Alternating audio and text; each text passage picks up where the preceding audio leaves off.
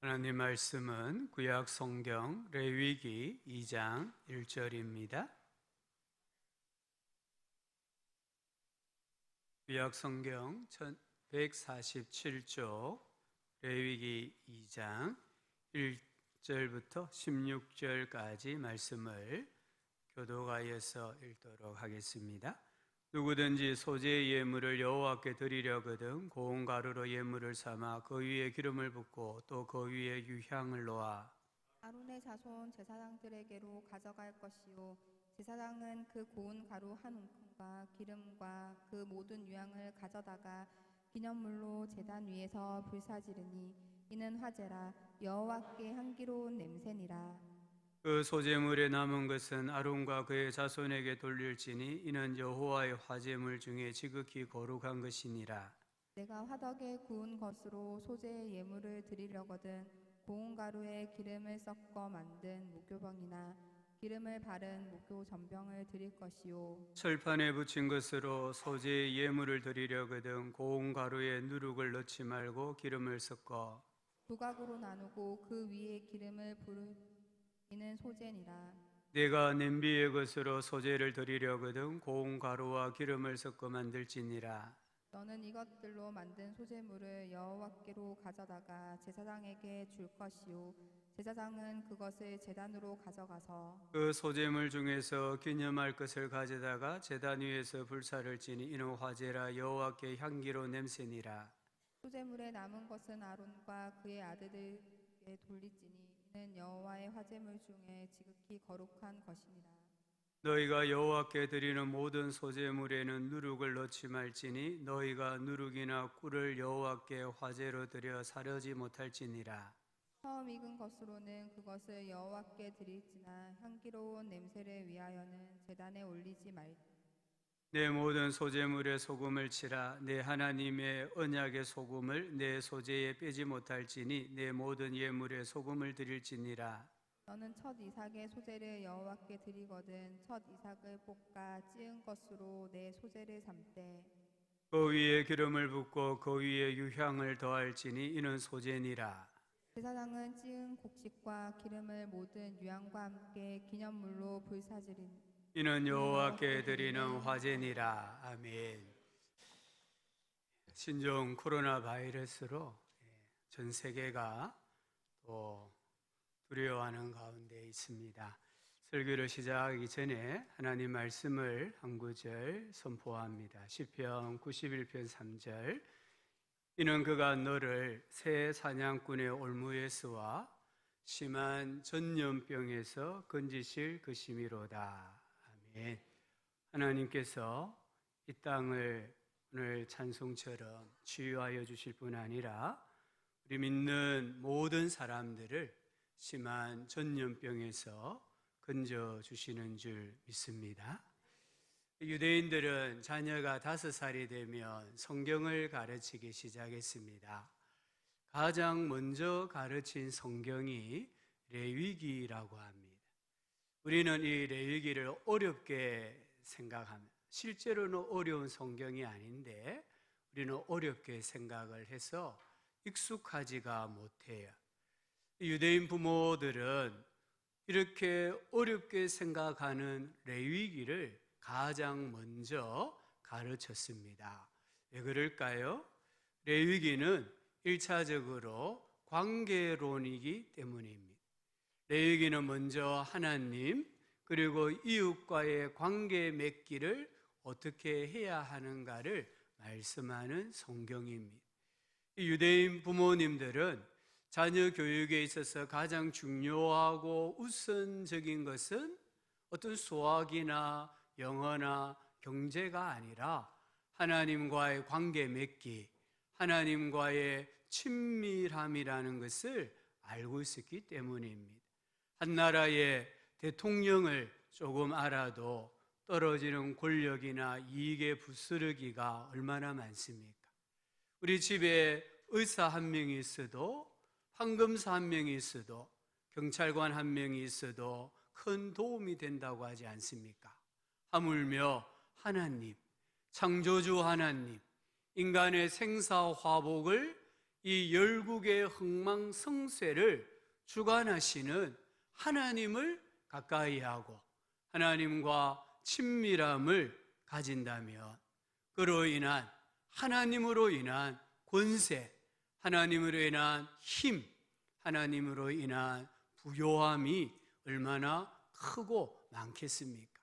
그래서 시인은 시편 34편 12절에 여호와를 자기 하나님으로 삼은 나라, 그 나라가 복이 있다고 했습니다.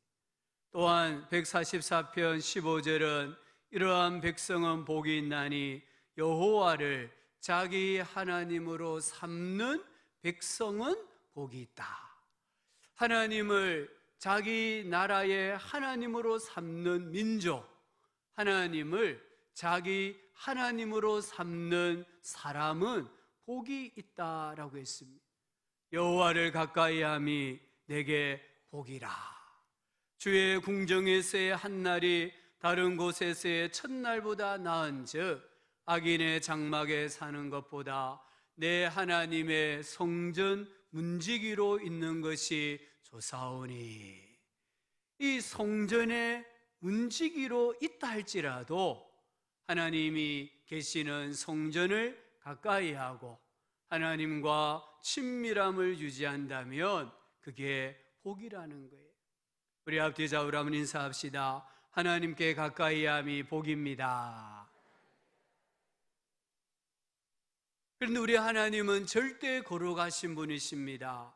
하나님께서 절대로 타협하지 않는 것은 당신의 거룩함입니다. 왜 그럴까요? 우리가 전기를 만질 때에 손에 물이 묻어 있다고 하면 그 전류에 감전돼요. 이 전류가 고압이면 감전되면 그 자리에서 죽습니다. 거룩함을 잃어버린 인간이 거룩하신 하나님을 직접 배우려고 하면 죽는다고 말씀하는 거예요.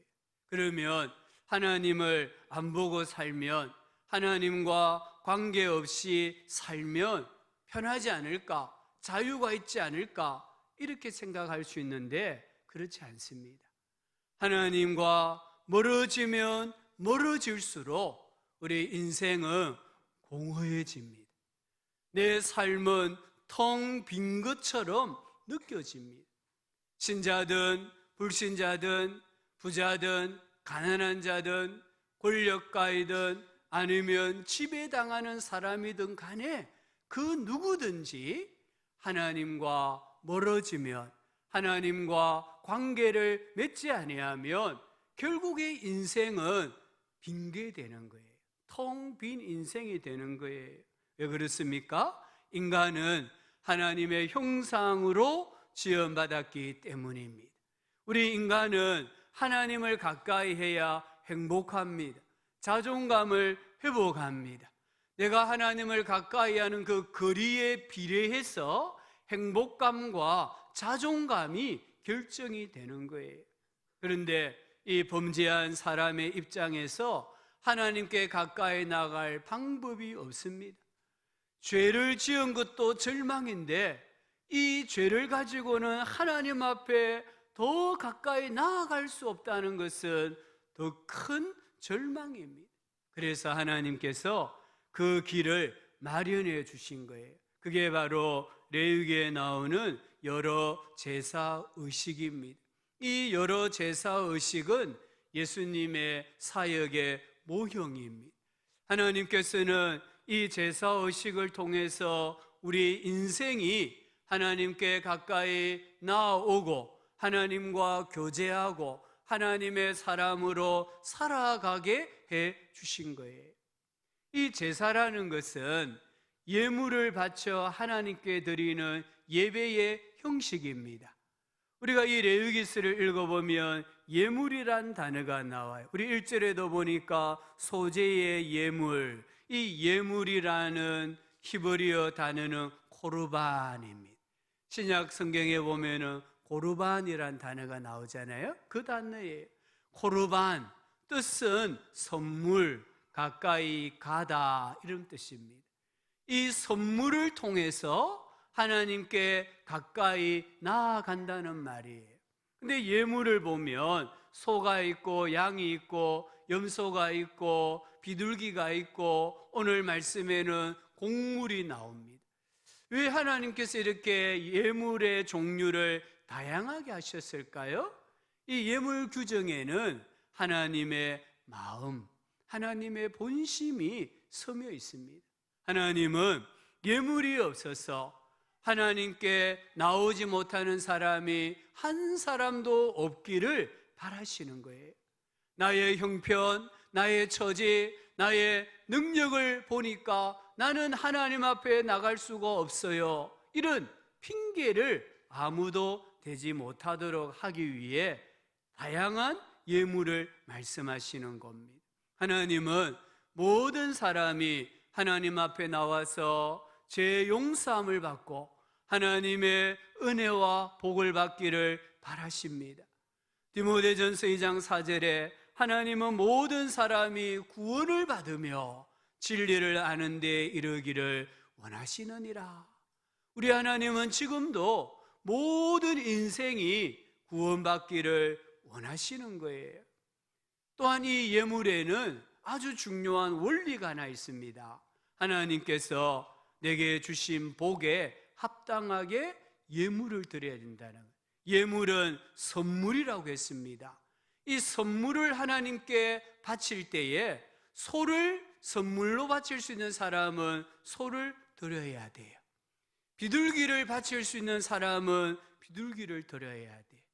하나님은 내게 소를 바칠 수 있는 복을 주셨는데 내가 믿음이 없어서 비둘기를 드린다면 그것은 하나님이 기뻐하시는 예물이 될 수가 없어요. 나는 비둘기를 드릴 수밖에 없는데 허례허식으로 소를 드린다면 그 예물도 하나님께서는 기쁘게 받으실 수가 없습니다. 이 예물은 하나님에 대한 나의 믿음을 표현하고 고백하는 거예요. 덴마크의 사상가 쉐렌 키에르 케고르는 이 예배를 극장에 비유를 했습니다. 극장은 배우가 관객 앞에서 공연하는 장소잖아요. 배우는 관객을 기쁘게 해야 돼. 관람자 누적수가 1000만 명이 넘는 영화들을 보면요, 일단은 대본이 너무 좋아요. 그리고 배우자들이 연기를 너무 잘해요. 근데 가장 중요한 것은요, 그 영화를 보러 온 관객을 만족을 시켜야 돼요. 그래서 한 번 본 사람이 두 번, 세 번 볼 수 있는 영화가 되어야 1000만 명이 넘는 영화가 되는 겁니다. 이 예배에서 배우자는 누굽니까? 배우는 예배자예요. 관객은 하나님이십니다. 우리 예배자는 누구를 기쁘시게 해야 됩니까? 하나님을 기쁘시게 해야 됩니다. 바른 예배는 하나님께서 기쁘게 받으시는 예배입니다. 하나님이 찾으시는 예배자는 하나님께서 기쁘게 받으실 수 있는, 하나님을 기쁘게 할 수 있는 예배자예요. 그래서 레위기 1장부터 5장에 보면 하나님께서 기쁘게 받으시는 예배에 대한 여러 규례를 말씀하는 겁니다. 레위기 1장은 번제에 대한 말씀이에요. 번제는 예물의 가죽을 벗기고 이 예물 전체를 제단 위에서 불태워 하나님께 드리는 제사라고 했습니다. 이 번제를 통해서 예배자는 자기가 죄인임을 인식을 합니다. 죄의 용서함을 구합니다. 하나님께 자신의 믿음을 고백하고 감사와 헌신을 표현하는 것이 이 번제 의식입니다. 그리고 오늘 읽은 2장은 소제입니다. 히브리어로는 민하라고 합니다. 그 뜻은 선물입니다. 선물의 선물을 여호와께 드리려거든, 이런 말이 되는 거예요. 이 히브리어 민하는 성경에 보니까 자기보다 높은 사람에게서 호의와 사랑을 받기 위해 드리는 선물이에요. 야곱이 형 에서를 만날 때에 많은 예물을 준비했잖아요. 그 예물을 민하라고 해요. 또한 이미 받은 호의와 은혜에 감사하는 마음을 표현하기 위해 드리는 예물을 민하라고 했습니다. 또한 이 단어는 주종관계, 주인과 종의 관계를 확인하고 충성과 헌신을 다짐할 때에 바치는 조공, 이 조공물을 민하라고 했습니다. 우리 예배자는 이 소재의식을 통해서 하나님은 나의 주인이시고 나는 하나님의 종입니다. 하나님은 나의 왕이시고 나는 하나님의 백성입니다라는 고백을 드리는 게 소재의식이에요. 그리고 이 주종관계를 계속해서 지속하고 하나님께서 내 인생을 책임져 주시고 내 삶을 보호해 주신다라는 믿음을 고백하는 게 바로 이 소재라는 의식이었습니다. 오늘 2장 1절에 누구든지 소재의 예물을 여호와께 드리려거든, 누구든지 남녀노소 모든 사람을 가리킵니다.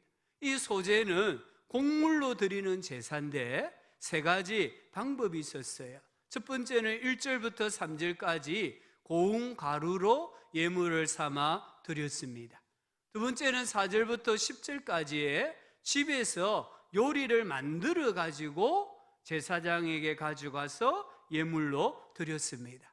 여기에는 4절에 보니까 화덕에 구운 거, 5절에 보니까 철판에 부친 거, 7절에 보니까 냄비에서 삶은 거, 요리한 것을 가지고 갔다고 해요. 화덕이 뭡니까? 우리 옛날 시골에 가면 화덕이 있었잖아요. 진흙으로 화덕을 만들었잖아요. 그와 같은 거예요. 그런데 이 빵을 구울 때에 화덕 안에 표면에 반죽을 갖다 붙이는 거예요. 텔레비전에서 종종 보셨잖아요. 그러면 아주 맛있는 빵이 나오는 거예요. 이 철판은 진흙으로 만든 평평한 거예요. 오늘날 프라이팬과 같은데 진흙으로 만든 거예요. 냄비는 또 솥입니다. 움푹 파인 솥이에요.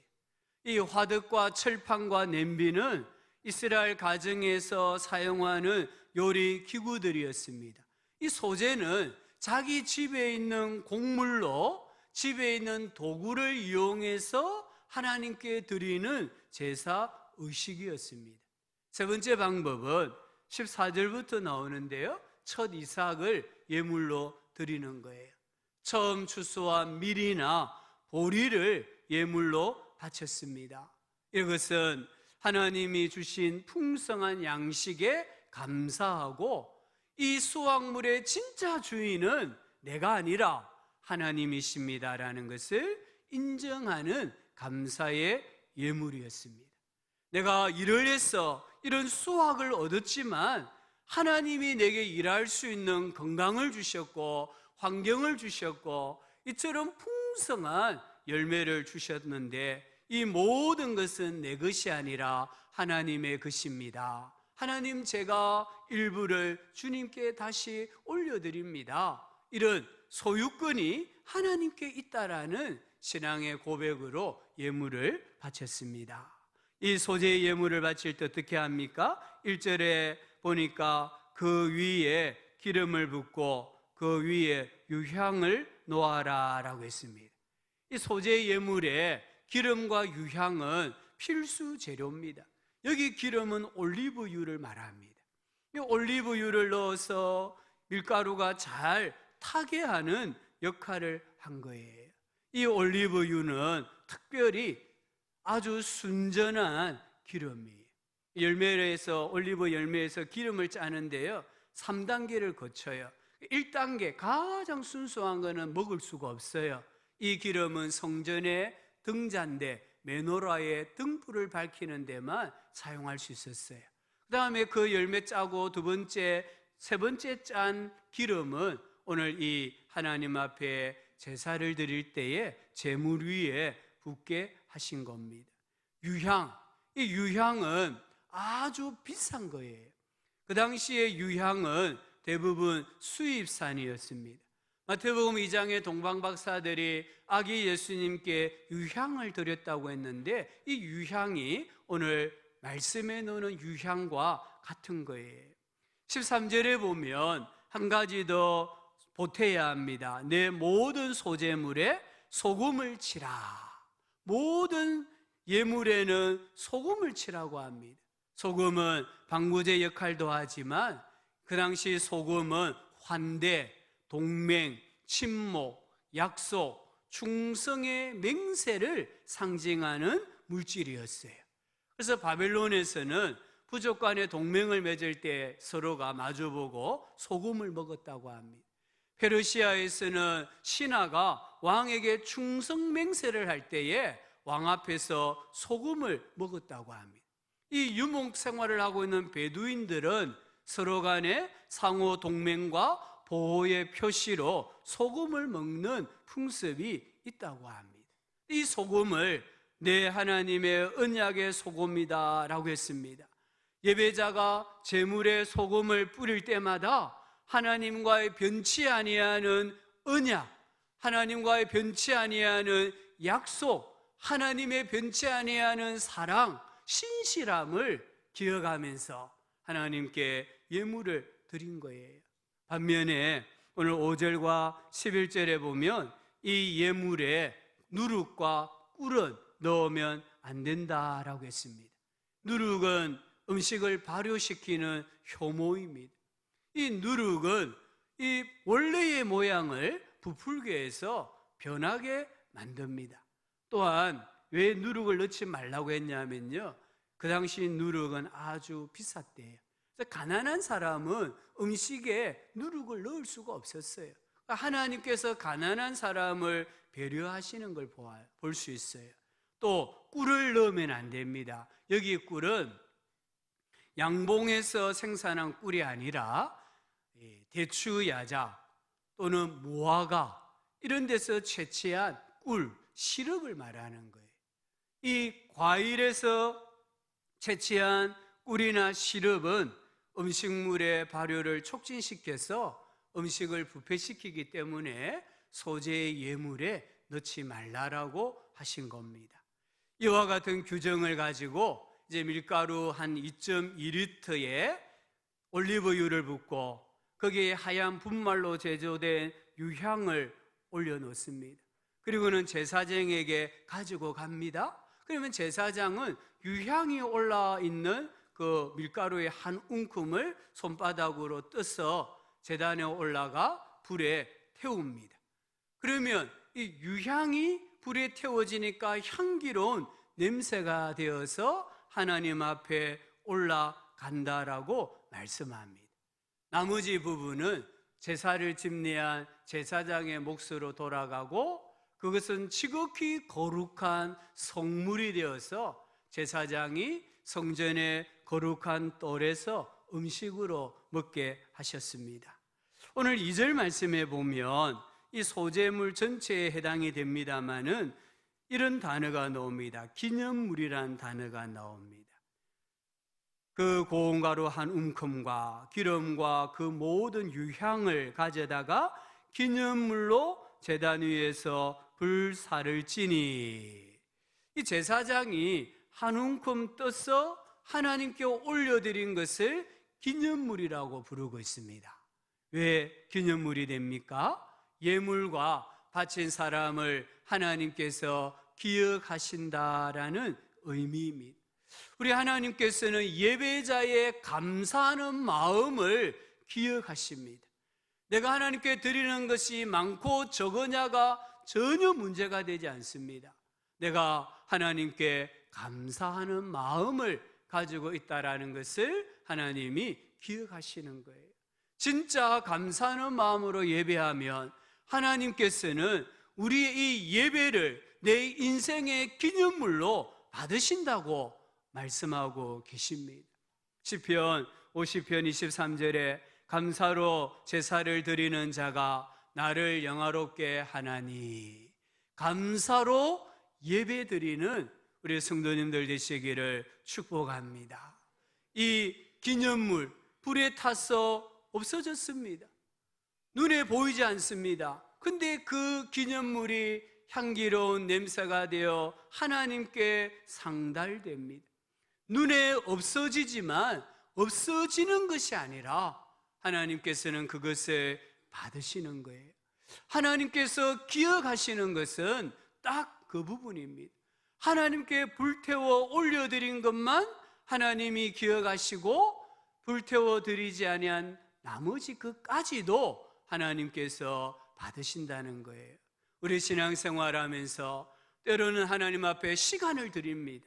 때로는 물질도 드립니다. 때로는 은사와 재능도 드립니다. 하나님께 드리는 것은 사라지는 게 아닙니다.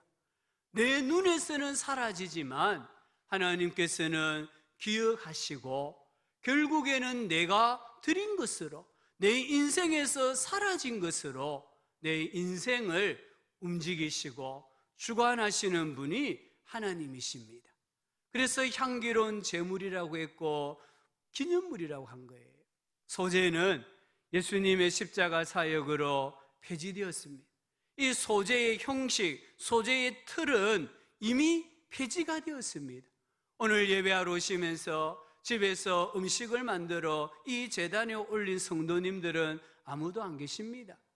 우리는 더 이상 동물이나 곡물로 죄용삼을 받고 하나님께 감사의 예배를 드리지 않습니다. 오늘 신약의 성도님들은 예수님의 그 십자가 대속의 은혜를 의지하고 보혈을 의지하고 예수님의 이름의 권세를 힘입어서 하나님께 나오는 거예요. 기도하는 겁니다. 찬양하는 겁니다. 예물을 드리는 겁니다. 그럼에도 불구하고 이 소재의 틀은 폐지되었지만 소재가 가지고 있는 정신, 본질은 유효합니다. 하나님께 감사하는 사람이 되자. 하나님께서 내 인생의 주인이고 나는 종이다. 이 의식을 가지자는 거예요. 하나님과의 관계를 지속하고 하나님께서 내 인생을 책임져 주시고 나를 보호해 주신다라는 이 의식, 정신은 우리가 가져야 되는 거예요.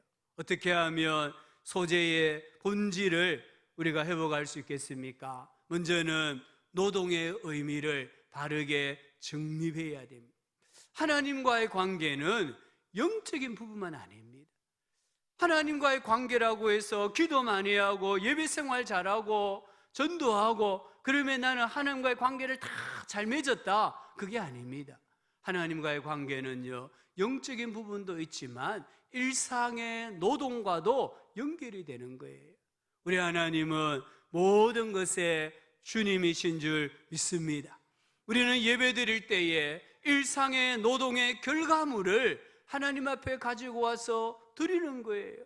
우리의 물질은 하늘에서 뚝 떨어진 게 아닙니다. 내가 열심히 일을 해가지고 번 소득이에요.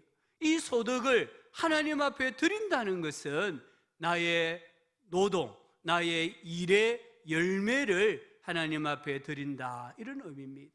예배는 우리의 일상 노동을 하나님께 봉헌한다는 것을 상징합니다. 일은 필요악이 아니라 예배의 한 행위입니다.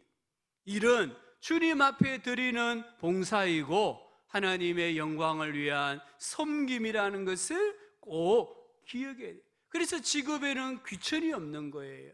노동은 저주가 아닙니다. 많은 사람이 노동을 저주라고 생각하는데 이 노동은 주님을 섬기고 주님을 기쁘시게 하기 위한 하나의 방편입니다. 그래서 골로새서 3장 17절은 또 무엇을 하든지 말에나 일에나 다 주 예수의 이름으로 하고 그를 힘입어 하나님 아버지께 감사하라. 어떤 일을 하든지 예수님의 이름으로 해라는 거예요. 우리 성도님들이 직장에 가서 일을 하실 때에, 우리 여성도님들이 가정에서 주부로 살림살이 할 때에 주 예수님의 이름으로 하고 예수님의 능력을 힘입어 하나님께 감사하면서 할 때에 그것은 예배의 행위가 되는 거예요. 골로새서 3장 22절 23절에 종들아 모든 일에 육신의 상전들에게 순종하되 사람을 기쁘게 하는 자와 같이 눈가림만 하지 말고 오직 주를 두려워하여 성실한 마음으로 하라. 무슨 일을 하든지 마음을 다하여 주께 하듯 하고 사람에게 하듯 하지 말라. 여기 종들은 누굽니까? 노예인 그리스도인들을 말하는 겁니다. 주인은 로마 사람들이고 이 그리스도인이지만 노예로 지금 살아가고 있는 사람들을 종들아 이렇게 표현하고 있어요. 이 종들에게 주인을 섬길 때에 어떻게 섬기라고 합니까? 주께 하듯 하고. 이 종들이 불신자 주인을 섬기는 거, 종살이하는 그것은 주님을 섬기는 거란 말이에요. 그 주님을 섬기는 마음을 가지고 주일에 하나님 앞에 예배하러 와야 된다는 것을 말씀을 하고 있습니다. 우리 신자들은 세상의 인정이나 보상이 아니라 주님을 위해 온 마음을 다해 일해야 합니다. 일이 우상이 되어서는 안 되지만 하나님을 섬긴다고, 하나님을 사랑한다고, 교회 봉사한다고 일하기를 게을리하는 것도 잘못입니다. 바울은 데살로니가 교회에 편지하기를 게으른 자들을 권계해라, 권면하고 책망하라고 했습니다. 누구든지 일하기 싫어하거든 먹지도 말게 하라고 엄히 명령하고 있습니다. 우리의 노동이, 우리의 직장 생활이, 우리의 가정의 전업주부의 일이 하나님을 섬기는 예배의 행위라는 것을 기억하시고 주께 하듯 우리의 삶의 현장에서 최선을 다하는 우리 교회 성도님들 되시기를 바랍니다. 두 번째는 하나님께서 주신 복을 감사해야 돼요. 성경에 범사에 감사하라. 이 소재는 범사에 감사하는 겁니다. 하나님을 생각하니까 너무 감사한 거예요. 그래서 일반 감사를 드리고 특별 감사를 드리고 생일 감사를 드리고 또 어떤 장소에 있을 때에 또 감사를 드리고, 그래서 감사가 끊어지지 아니하는 이 제사가 소제예요. 우리 성도님들 감사할 게 얼마만큼 됩니까? 제가 어제 한 분으로부터 이 카톡으로 동영상을 하나 봤는데요, 너무 오늘 말씀하고 관계되는 것 같아서 잠시 제가 소개할게요. 한 초등학생이 전학을 갔어요. 전학을 간 그날에 바로 시험이 있었어요. 시험의 문제가 뭐냐면 세계 7대 불가사의를 쓰십시오였어요. 근데 이 학생은 오늘 전학을 갔기 때문에 배우지를 않았어요. 다른 학생들은 그 세계 7대 불가사의를 확 써나갔습니다. 로마에 있는 콜로세움, 요르단에 있는 페트라, 이런 불가사의를 쭉 써가는데 이 초등학생은 한참 동안 답을 못 쓰고 있었어요. 그리고 나중에 답을 썼어요. 그리고 시험지를 제출했습니다. 선생님이 시험지 답안지를 받아보니까 그 반의 모든 아이들은 배운 대로 썼는데 이 학생은 엉뚱한 답을 쓴 거예요. 이 엉뚱한 답이 뭔지 아십니까? 세계 7대 불가사의가 뭐냐? 볼 수 있는 거, 들을 수 있는 거, 말할 수 있는 거, 느낄 수 있는 거, 웃을 수 있는 거, 생각할 수 있는 거, 사랑할 수 있는 거. 이 7가지가 이 초등학생이 생각할 때는 불가사의예요. 그렇잖아요. 우리 성도님들 이 7가지에 대해서 하나님께 감사해 보셨습니까? 우리는 내 눈앞에 있는, 너무 가까이 있는 불가사의한 것들에 대해서는 감사를 못하고요, 로마에 가서 콜로세움 보면 와 이렇게 하는 거예요. 우리가 하나님께서 주신 범사의 복이 많다는 것을 꼭 기억하시고 하나님 앞에 감사의 삶을 더 잘 살아가시기를 축복합니다. 세 번째는 더 잘 부서져야 됩니다. 여기 고운 가루는 단단한 미라를 으깨어 곱게 만든 거예요. 아무리 좋은 밀이라 할지라도, 유기농 밀이라 할지라도 통밀로는 하나님께 예물로 드릴 수가 없습니다. 그 예물을 깨야 되는 거예요. 부숴야 되는 거예요. 거친 것으로는 안 되니까 곱게 갈아야 돼요. 그래서 고운 가루가 되어야 하나님께 예물로 바칠 수가 있습니다. 오늘 우리 예배자들이, 그리스도인들이 우리의 이 탐심과 우리의 이 자아를 깨뜨리고 부수고 갈아서 고운 가루가 될 때에 진짜 하나님이 찾으시는, 기뻐하시는 거룩한 산 제물이 될 수가 있습니다. 내 안에 있는 교만, 이 교만을 더 잘 부수셔야 돼. 내 안에 있는 고집, 아집을 더 잘 부수셔야 돼. 내 안에 있는 거만한 모습들을 잘 부수어야 돼. 정말 이 밀껍질 하나 없을 정도로 부수고 또 부수고 다듬어서 고운 가루처럼 될 때에 하나님 앞에 바칠 수가 있습니다. 빌립보서 2장 5절에 너희 안에 이 마음을 품으라. 그 그리스도의 예수의 마음이니, 우리 예수님의 삶은 소재의 예물이셨습니다. 예수님은 하나님과 같은 분이십니다. 그러나 하나님과 동등됨을 취할 것으로 여기지 아니하시고 오히려 자기를 비워. 이 비운다는 게 뭐예요? 깨 부수는 걸 말하는 거예요.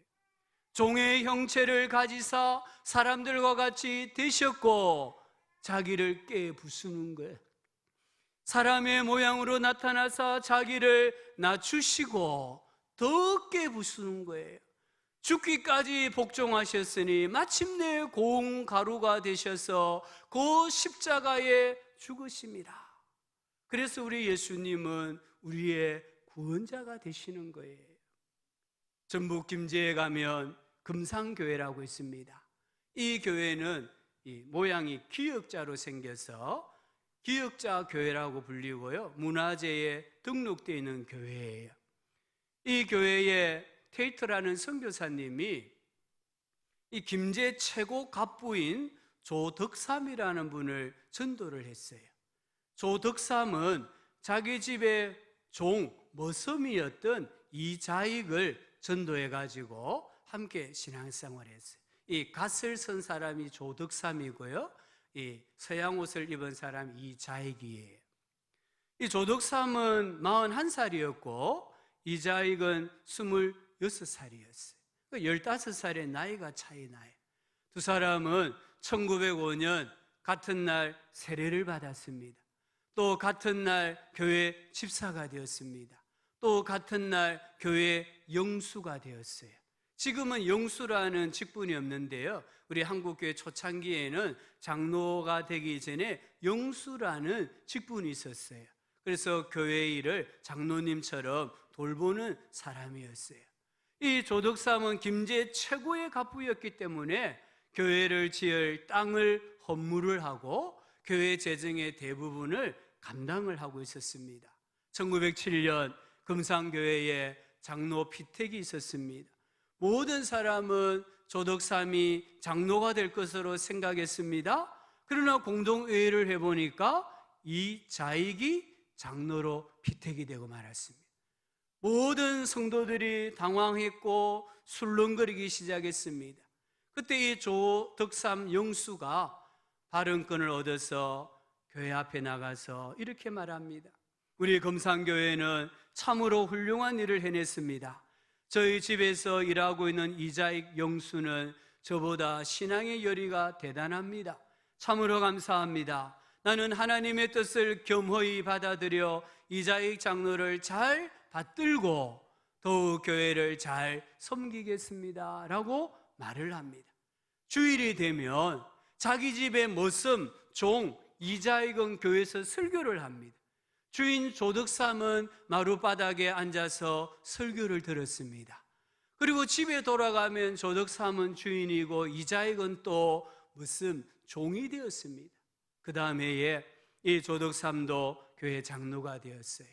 장로가 되자 선교사님과 의논해서 자기가 모든 학비를 부담해가지고 이자익 장로를 평양신학교에 보내어 목사 공부를 하게 해요.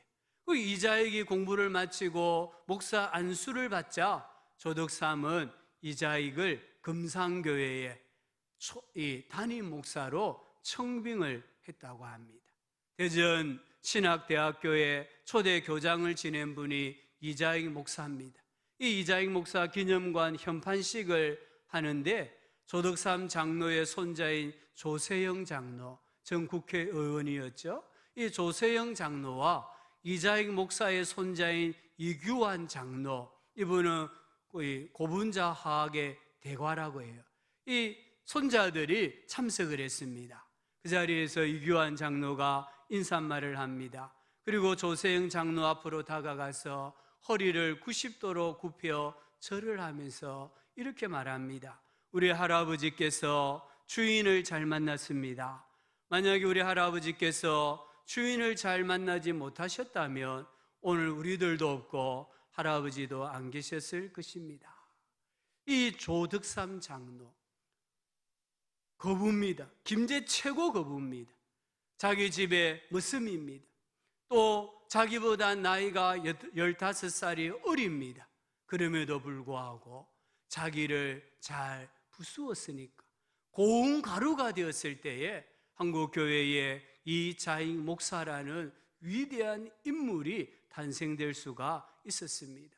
오늘 주보에 보면은 바르게 신앙생활하는 비결을 3가지로 말씀을 드려놓았습니다. 그 중에 이번에 보면은 체면을 버리자 합니다. 거기에 잠깐 보면 로켓이 우주로 나갈 때 가장 힘든 일은 대기권을 탈출하는 일이다. 그 짧은 순간을 위해 로켓이 가진 전 에너지의 4분의 3을 쓴다. 그러나 대기권을 빠져나가면 자유가 있다.